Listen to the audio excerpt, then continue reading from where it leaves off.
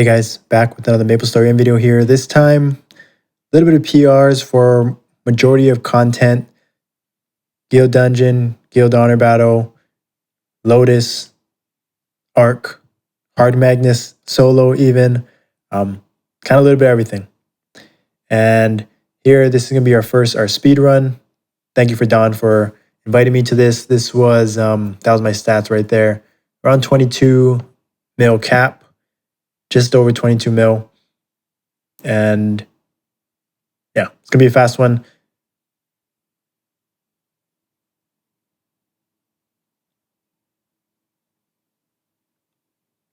Made sure that use the V3 while DS4 is up and split is up.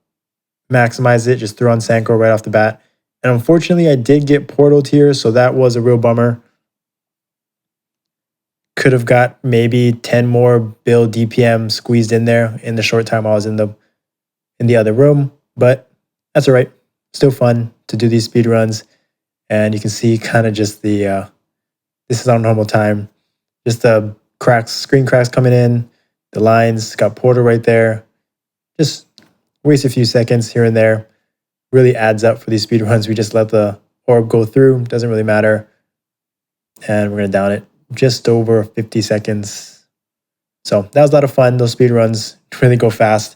Favor, certain classes over the others. Obviously, Paladins have arguably the best burst, 60-second burst in the game. So no surprise that 2 Paladins were at the top of this run. And then here we are, Guild Honor Battle. Facing the strongest Sia in our server. And single target's really good. Thrives in multi-target, so luckily Paladins kind of have the huge advantage in single target. So still a lot of fun. There's no real optimal time to use the V3 in my opinion, but it's really just about maximizing and getting every line possible. So I kind of just threw it out early when I didn't really have to worry about it, and then just spam blast. Nothing crazy. It's really just a capped line game. Up jump, going second makes it real easy, but to be honest, first or second, Paladins shouldn't have an issue either way, single target or multi. And actually, I kind of prefer multi for going first for multi, preferably. And then multi, first my guy. Hello, bro. Sorry to do this to you, but yeah, this was a multi-PR. For Paladins, the main thing, again, V3 is pretty simple. If you just stand on the left or right arm, you're going to reach the entire, all 4 parts. And then mainly it's kind of just to stand on top of left or right arm so that your weapon aura goes all the way through. And then your hammers, when they're up, also hit the opposite arm. So that is sort of just the main positioning, and then you obviously up jump at the last second. Some people jump manually. I sort of tend to screw that up, so I just up jump. Not sure which one is really the best, but it's mainly just positioning on the specific arm to maximize weapon aura and hammers. And then this is Hard Magnus, throwing it back to the good old days with just fair trade. So you can see some lines don't cap here.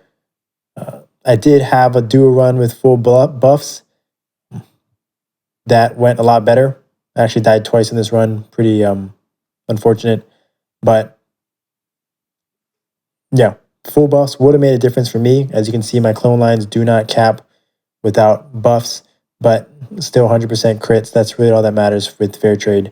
And maximizing stun. If you're trying to do Hard Magnus solos as a Paladin, I recommend, well, for multi anyways, stunning after this purple wave skill, stunning right here to skip this second immunity fly up skill, and also that spin that came before. But kind of the first minute and a half, really just cycling through iframes, maximizing it here and there, and maximizing DPS while Echo is up. And you can see doing pretty good stat right there. Just poor decision to not use a power elixir there or to heal. So cost me a few seconds.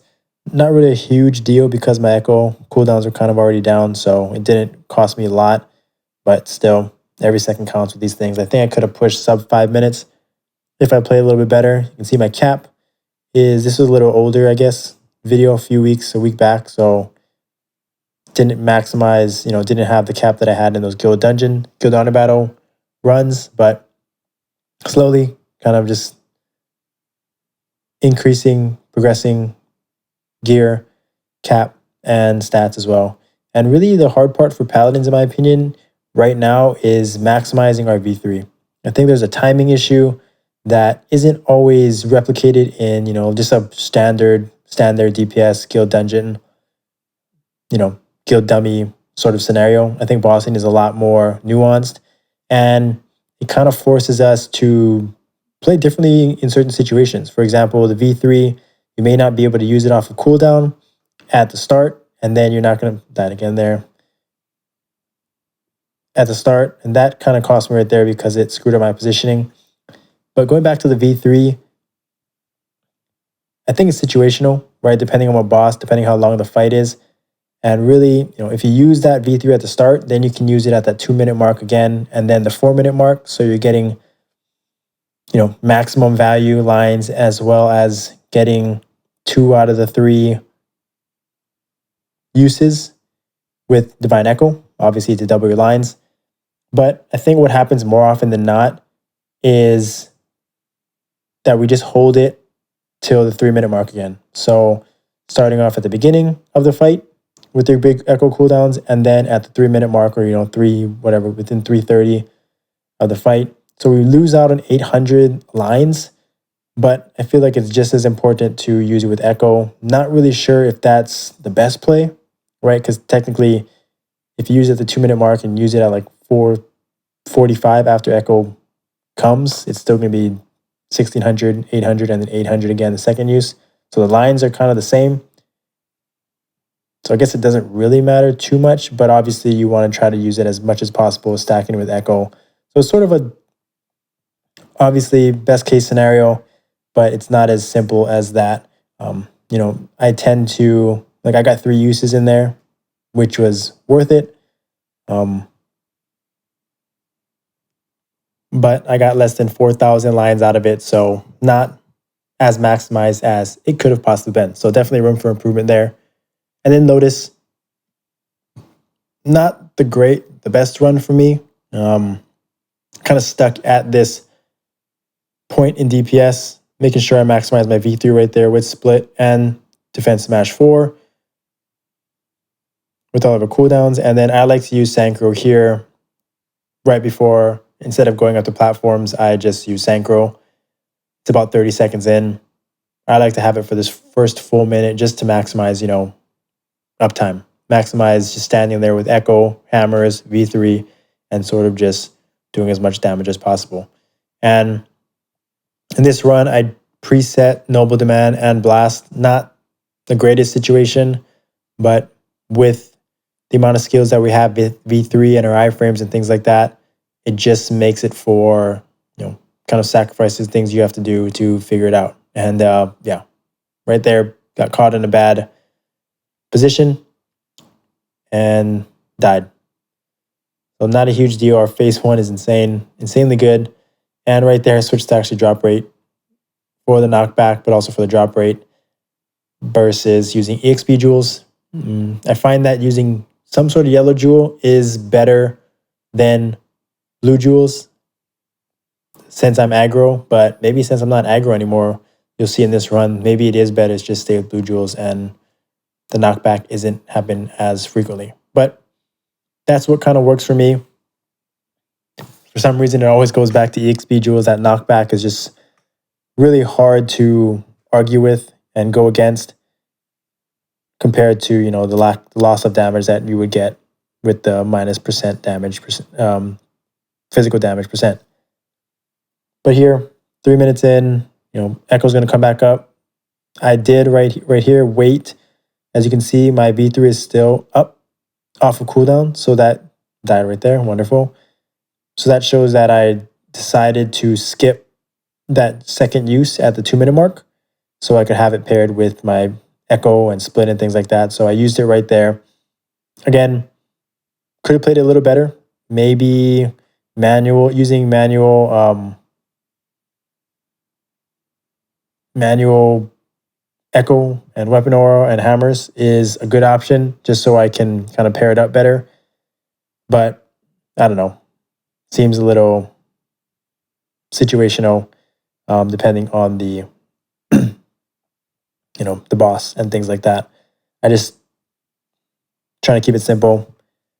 Have no real place to put the skills on my skill wheel anyways. Have to switch to the second page. So it's an interesting situation to be in for sure. But that is really, our only biggest thing we have to worry about. Maximizing that V3, obviously pairing it with more ignore enemy defense if possible. And we're going to finish off right here, just under 5 minutes. So not our best run, but one of our better ones. I've hit 75 bill twice in 3 runs since V3.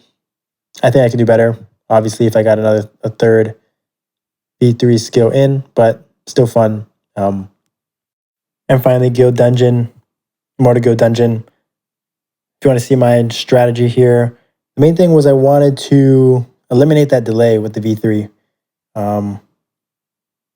So I actually used it first. And you'll see right here, once I kind of get some buffs, I do my prep.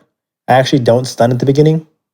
And I just end up using V3, timing it with my Peer Summon, my hammers, and then V3 pretty much right as he spawns. And then just moving into the corner that way with V3 up. That seems to work best for me. And eliminate that delay that comes with the V3 skill at the start.